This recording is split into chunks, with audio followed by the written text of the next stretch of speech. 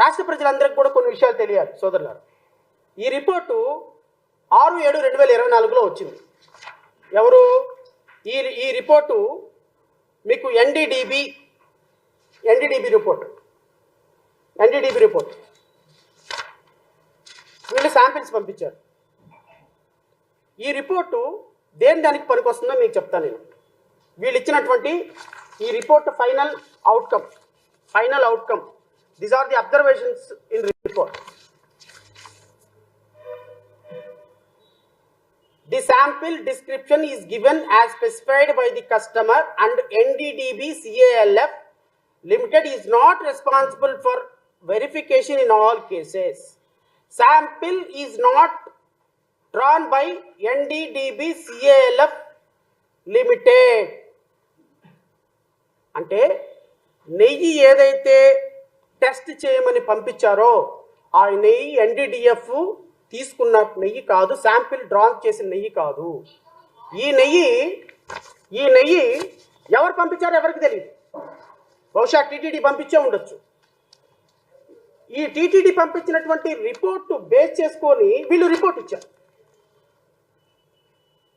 అంటే అర్థం ఏంటి? ఈ రిపోర్ట్ ఇచ్చింది ఈ శాంపిల్స్, ఎవరు శాంపిల్స్ తీశారు, నెయ్యి ఎక్కడి నుంచి తీశారు? నెయ్యి శాంపిల్ ఒక్కసారి ఇలా తీసిన తర్వాత, నేను ఒక జడ్జిగా పనిచేశాను ఒక 10 సంవత్సరాల పాటు.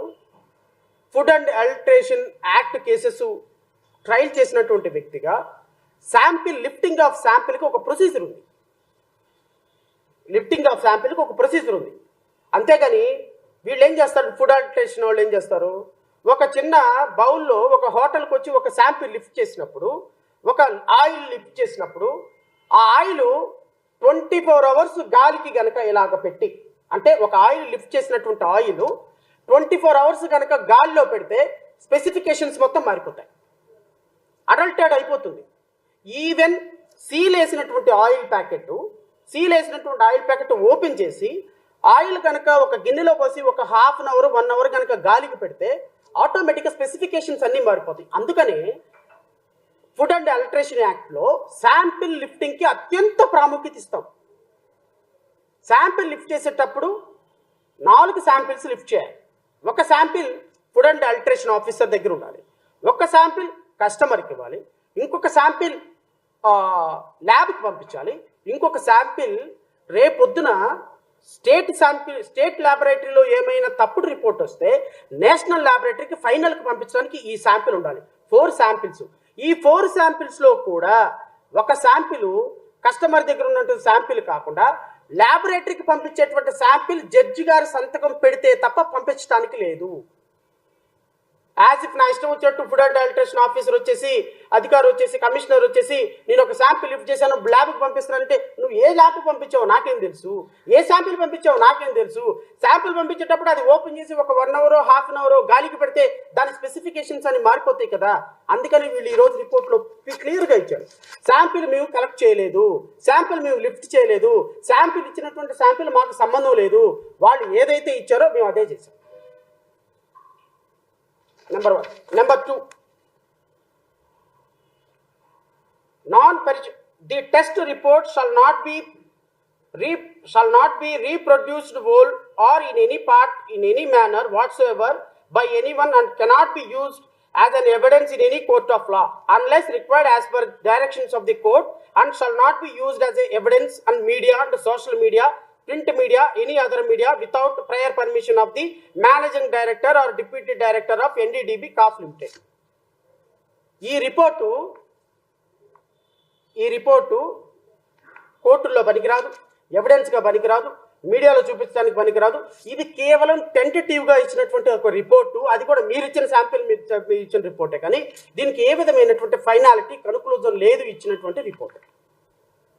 ఈ రిపోర్ట్ను బేస్ చేసుకొని ముఖ్యమంత్రి జంతు అవశేషాలు కలిసింది, పంది కొవ్వు కలిసింది, ఎద్దు కొవ్వు కలిసింది తిరుమల తిరుపతి దేవస్థానంలో చెప్తావు. సిగ్గుందా నీకు ముఖ్యమంత్రి చంద్రబాబు నాయుడు?